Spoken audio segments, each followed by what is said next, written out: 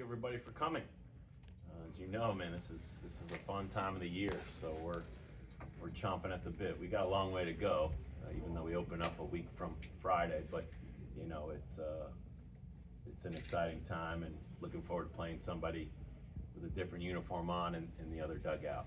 You know, so as like any year, once the season ends, good, bad, the way you want it, the way you didn't want it, the preparation is on, and you're always preparing for the future. But as soon as you close shop on the season before, it's roster management and developing players and connection and you know, the goal of putting a championship team together. So here we are, one week out and ready to get this thing going.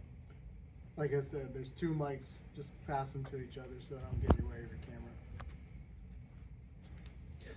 Dan, you said that at the dinner, what your theme of this season is transformation, and other than just having to dip into the portal more so than you usually do, when you get together as a coaching staff, what are some things that you kind of discuss internally as to things that you want to transform with maybe your approach to coaching the game of baseball? I think one of our common phrases a lot we use with our players, and I got it from my old FCA director, Wes Yeary, you know, who did a chapel on learn and grow.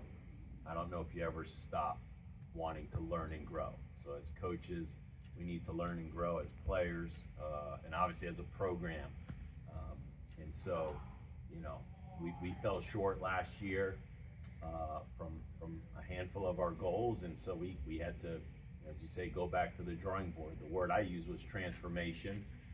As I learned in a church service, you know, the pastor made a great point about, you know, when you go to church, it's easy to be convicted. You come out on a Sunday afternoon, that was a great message. Conviction is good. There's nothing wrong with conviction, but conviction's a daily thing. Like that thing, you're gonna wake up tomorrow morning, you're gonna be the same person, you know, that you were today. You know, transformation is a real change. And, you know, fortunately I've been with these coaches for a long time. You know, Coach Williams and Coach Mundorf going on 19 years, and Coach Snyder and Coach Rabel over a decade. So, you know, knowing them and who they are and great coaches, I just felt like, you know, myself looking in the mirror, and each coach, you know, how do we get the best out of our players and our program? And the transfer portal is always a interesting topic, and it's something you talk about our program, but in my opinion, we didn't fall short because of lack of transfer portal. I mean, we had guys in our program that we recruited and didn't develop. We didn't get the most out of them. They didn't get the most out of themselves. And so, you know, there's no pointing the finger or blaming or what.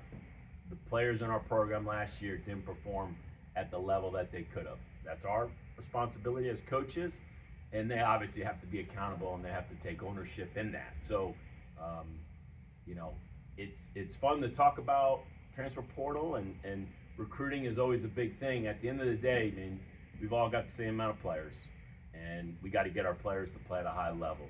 If we can get our players to play at a high level, you don't have to be an All-American, but there's a reason those All-Americans get put on the wall out there.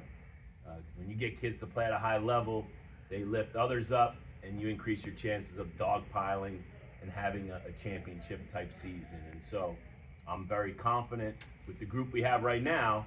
If we can get them to play at a high level, then I think we have a chance to go a long way.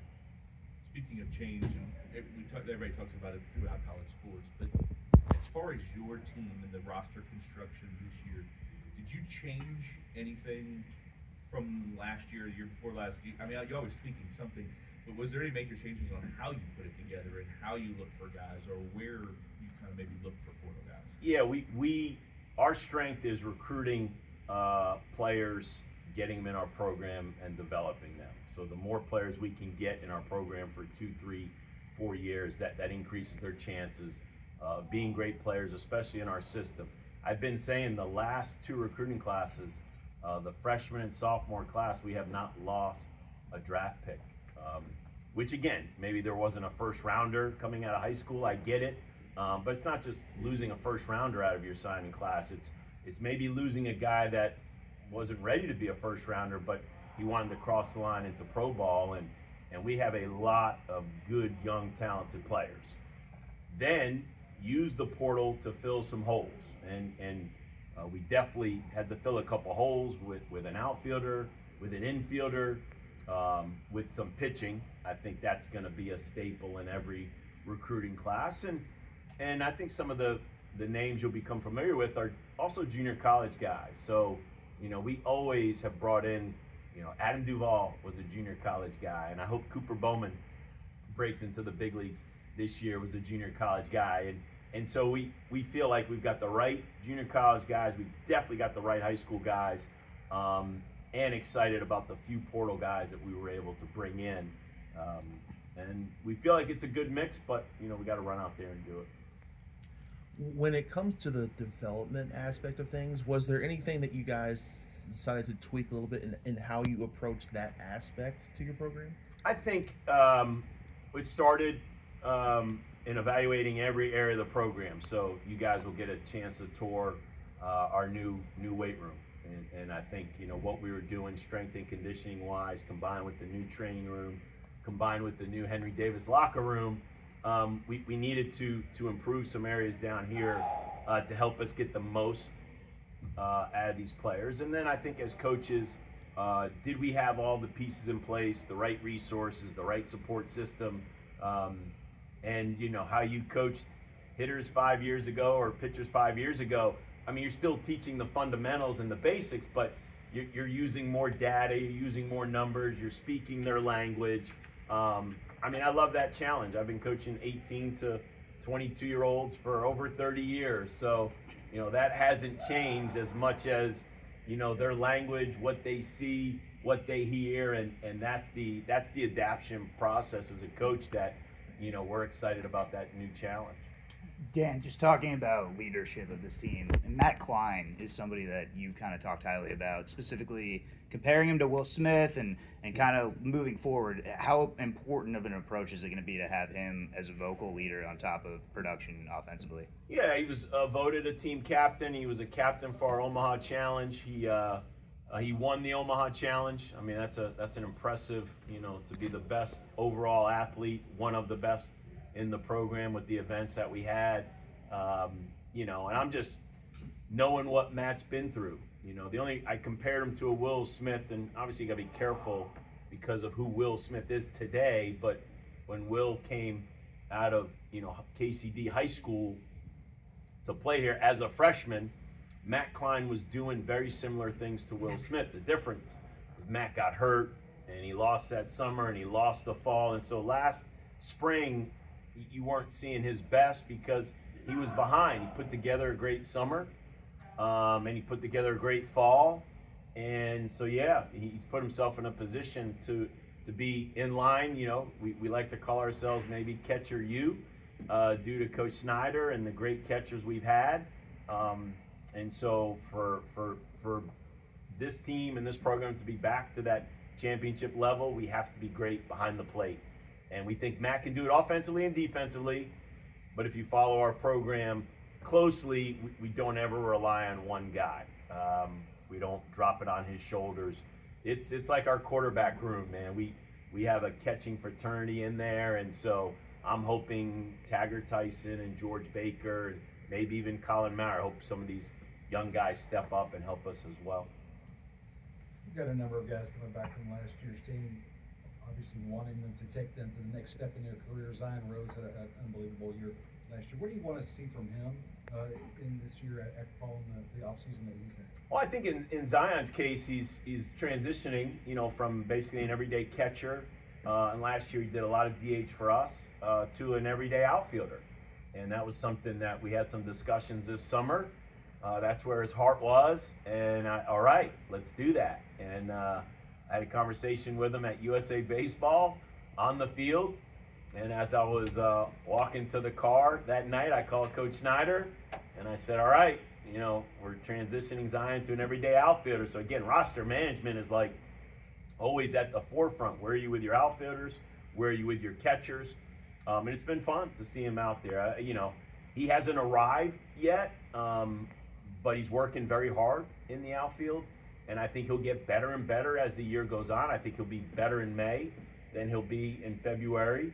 And for me, I want him to enjoy the game. And he had success as a freshman, but he witnessed a lot of frustration and where we fell short last year. And man, I want him to enjoy the game. You know, he definitely doesn't have to do this by himself. If you've watched us in scrimmages or hopefully this first weekend or first month, you're going to go, man, we think we're going to be very offensive. We're very physical. We got a lot of speed.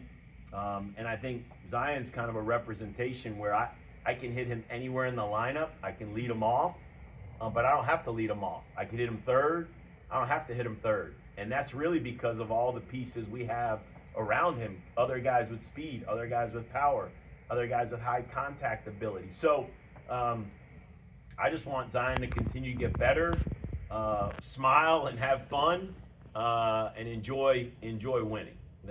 That's what Louisville baseball is. It's winning, and we just got to be a little more consistent and get back on that winning track.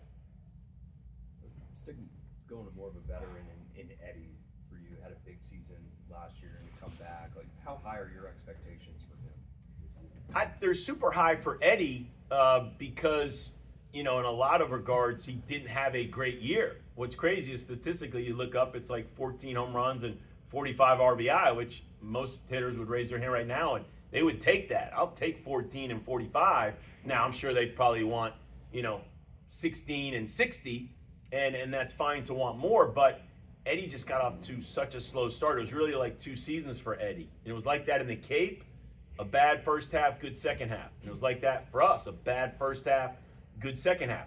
And sometimes that's combination. You're not 100% healthy. You start to press. It's the draft year, and you're trying to do things that you're supposed to do. It was really encouraging for me to see him finish the way he did, and to the point where we didn't think we were getting him back. I honestly, we saw enough. And of course, I see him every day, so I'm biased. But what he did that last month of the season, I thought, well, we're losing him now. He's going to sign. So, there's a part of me that selfishly I'm glad he's back, but more for him to do 2 things. Put together a full year and enjoy dogpiling. Because when he was a freshman here, he got to see us win an ACC championship. He got to see us win a regional. He got to see us, come 2 wins away from going to Omaha. So, I want Eddie to enjoy the reason he came here, and like so many kids come to this program, So I'm again, and like Zion, Eddie will tell you, man, he does not have to do this by himself. The good news is, man, we're going to protect these guys. There's hitters that are going to protect other hitters, and I can make up a lineup easily 14, 15 guys. I got a deep, serious question in the Shriners Classic interview, and my opening joke was, man, that's a deep question. I'm trying to figure out the lineup. Like, I'm trying to, and you're asking me something like way above my head. And so that gives me a lot of optimism for Zion and Eddie and Klein. And as you can see, we're starting to mention a lot of guys, man. We think it's going to be a deep lineup. Yeah, just talking about the rotation, the depth of it, what are we going to see as far as the construction of it? And do you feel like you do have enough pitching this season to not only make it through, but to make a deep run and eat up innings as well? Yeah, a lot of good phrases you use. Enough pitching, eat up innings, make a run. Because, I can't sit here today. We don't have some of those past staffs with the street cred, maybe because of what they did as a freshman or sophomore. I do love the pieces in place. I feel like there's a lot of depth. And if Coach Williams were sitting here right now, and I think he'd be super honest a little over a week out, like the starting rotation, man, you got Forbes, you got Cutts, you got a Michael, you got a Detmers, you got a Hartman, you got a West. Like, you've got 6+ candidates that could run out there and start, whether that's because of their experience, a little bit of the street cred and the reputation, and we've seen them do it at the college level. I'm probably going to refrain from mentioning really any freshmen other than maybe 2, because they're also 2A guys. And then you have a lot of arms if you go to the bottom or the closer and you say, hey, Bivin has a reputation of pitching in the back end, had a good summer with USA Baseball, that we're going to have several pieces to help Bivin along the way, and you look at Stark, had some really good outings last year. Eli Hoyt, one of our junior college transfers that we brought in. I'm anxious for a Schlagater and a Daniel Levitz, like lefties that are in our program, haven't had a ton of success, or maybe they've been on the DL, but man, there's stuff there. Take those guys with a group of talented freshmen, and yeah, I'm very optimistic about the pitching staff. But to say how it's going to unfold, we're going to run them out there, and we'll see how it unfolds over this, not just this weekend, but really this first month of the season. Get outs, like run out there and get outs. I love telling the Justin Amlung story because sitting here, nobody was talking about Justin Amlung, and 4 months later, the guy's throwing a Big East, call it championship game, and we're dogpiling on the mound. But he just started in the bullpen, and through 3 outs became 6 outs, and 6 outs became 9 outs, and then it became a midweek start, then it became a weekend start. And it's like that's they should all have that mindset. Like, no entitlement. When the ball gets flipped to me, dude, run out there and get outs. Like, I don't know how as a pitcher that's not at the forefront. And I'm not saying it's not with them, because some years you hear all that, I want to be the Friday night, I want to be this, I want to be that. And there's nothing wrong with a pitcher wanting to be the Friday night starter. I'd like to think we got many pitchers that say, I want to get outs. I want to get Division I outs, and I want to do it on a consistent basis. I want to be trusted. I want the coaches to trust me, that I want my teammates to trust me. That's where I think we're heading towards, and I'm looking forward to running these guys out over the next couple weeks. You mentioned Zion and Eddie in the outfield, but you've got some other guys. How do you manage the depth that maybe it appears that you have in the outfield?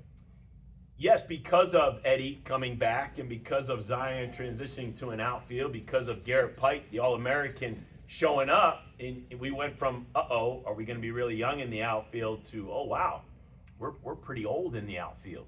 Lucas Moore does a lot as a freshman. Great summer in the Northwoods League.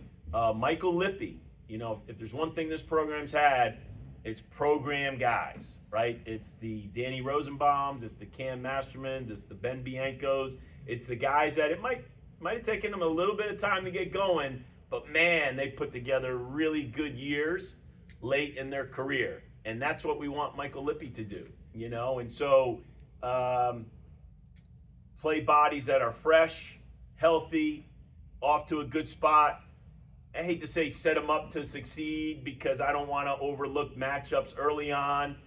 Let righties face good righties and let lefties face good lefties, and let's see in a month or so, where guys are at, and but they've earned the opportunity. So, that's where trying to figure out the lineup is something that I enjoy thinking about, but those are things at the forefront. And this is a big weekend. Like, I told our coaches and the players, like, man, you're running out there this weekend. I can't imagine there's many guys that are comfortable, like, they're penciled into the lineup. They think they're in the lineup, or they think they got a good chance to be in the lineup, but we still got a lot of competition. And coaching amateurs for over 30 years, I learned that's the best thing for them. There's a guy standing right next to them that's every bit as good as them, that's going to be able to take that job. Since the end of last season, whether that be in summer ball, fall ball, or this preseason, who do you think has made the most improvement or progress in their game, and someone who you're kind of keeping your eye on as someone who can have a potentially breakout season this year? I think we just talked about Lippy, and even though he didn't have a great summer, it's okay, because we've coached great players that maybe have struggled in the Cape or the Northwoods League or the New England League, but it's that learn and grow, and it forces you to make some adjustments. I tell the Jeff Gardner story. He might have hit one something that fall, and it was not pretty. But sometimes, man, when you fail and you struggle and you have to go back to the drawing board, you have to make adjustments. And he goes out there and, puts himself on that All-American wall and helps us win another championship and helps us go back to Omaha. So we're optimistic, of a guy like that. I think Alex Alisea is a guy who had a good freshman year, probably a little under the radar because of all the older players that deserve their name being mentioned. But as the head coach, but also the infield coach, you know, I look at my infield and I've said it publicly, like I've got Alex probably playing shortstop, and I feel good with Jake Monroe and Tage Davis, and we've got some nice combinations there. But I feel like I've got a group of infielders fighting for who's the fourth infielder, right? Who is going to be that fourth infielder? Because for me, Alex has proven he's it. He's in the middle. You know, he's earned it. He does it every day. Could easily be our leadoff hitter. And so I'm trying to match up combinations with him. Is it Byram Hop? You know, is it Kamayu Neighbors? Is it Tanner Shiver? Right? These are our transfer portal guys, right? So this is where we had to plug somebody in to say, okay, who's going to play with Alex? And so I hope he becomes a household name this year, kind of like Lucas Moore, another sophomore. And then, you know, I don't want to oversell the freshmen. Like I said, I think Tage Davis has done a lot in the fall and spring training where his name's on the board. But I mentioned Tage and Jack Brown because they're real two-way players, like real two-way players. And Tage, a little farther ahead as a hitter, and will pitch, and maybe Jack's a little farther along as a pitcher, and he'll hit. But as I keep telling those two, as the roster limit's going to go to 34, and the value of you guys, you know, and I might tease Forbes and I might tease Biven, you know, like, hey, if you guys were coming out of high school now, you'd still be two-way players. Like, I wouldn't allow you to not be a two-way player because the value of those, and those are a couple of young guys that can definitely help us. Shriners Classic, you talked about it yesterday a little bit on the Shriners Classic press conference, but you get an opportunity to open up against Texas, who's certainly going to put a few thousand people on the stands, and play three really good ball clubs over that weekend. Are the guys kind of, you know, getting jazzed up about the opportunity that they have there? Yeah, I mean, every year you're so excited, you're so ready for the season, but I would think coaches like that. You know, you see it in football, you know, that big early season matchup, and I just think you'd like to think you have their attention when you're playing an opponent like that. I mean, we got the challenge of playing Texas A&M in Houston opening night, you know, a few years ago. So I smiled when I saw that. I figured whoever's playing Texas is getting the Friday night game, and it happened to be us. So I just smiled and thought, man, how much fun is that going to be to play in front of that fan base in that city with a brand new coaching staff and the expectations that they have. So you know, my job will be to keep everybody's heart rate under control, and as much as I feel like I'm a football coach in baseball, you know, by tackling anybody that opening night's not going to help us win the game. So let's just play the game, throw strikes, make plays, get some timely hits. But it's going to be a lot of fun, and I hope it's fun for our fan base, as it seems like a lot of people, you know, I either get two things if I see you right in the Kroger grocery store. Coach, I'm a season ticket holder. Good luck this year. Or this year I'm getting, hey, Coach, we're going down to Dallas. I'll see you down there. You know, and so I love when fans kind of give me that. You know, and you'd mentioned Kamayu Neighbors. As far as the transfer portal the last couple of years, you've been able to grab a couple guys that have ended up being captains. Some vocal leaders as well, especially, you know, out on the field. In terms of when you're looking to bring guys in, how much does fit and things like that and leadership quality play in versus just what they do on the ball field? It's a great question because, I mean, obviously this is a numbers game and you have a lot of numbers, so you're looking at the numbers, but, you know, it wouldn't be fair to the players that came here out of high school, that came here for all the right reasons, that love what this culture is all about. I hate to say bring in a bad apple. Like, so I think it's our responsibility as coaches. I give Coach Snyder and Coach Williams, Coach Vrabel, Mike Allman is sitting on that computer, and we're trying to find as much information as we can. We're calling as many people as we can. Several of the head coaches that these guys have played for, I'll call them, and sometimes they're not easy, conversations, but they understand why I'm calling.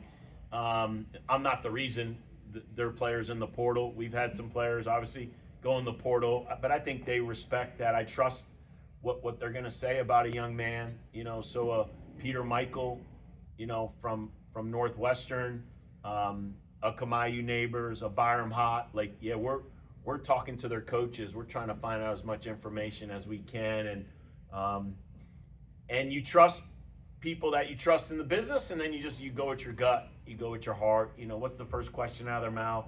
What are they really concerned about? What words? What are they speaking? What's the language they're speaking?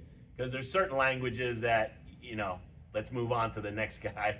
That can't be our language.